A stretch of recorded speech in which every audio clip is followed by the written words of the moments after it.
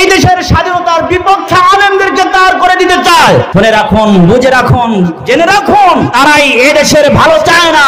আলেমরাই এই দেশের স্বাধীনতার পক্ষের শক্তি, আলেমরাই এই দেশের ভালো চায়। জোরে বলেন ঠিক ঠিক না?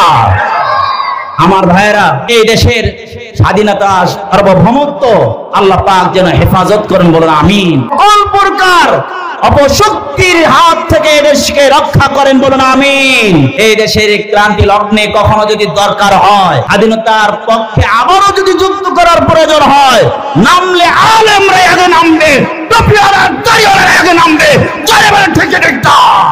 আমার ভাইয়েরা, আজকে আলেমদের মুখের সামনে থেকে মাউথপিস পর্যন্ত কেড়ে নেওয়া হয়, দেখেন না ইতিমধ্যে?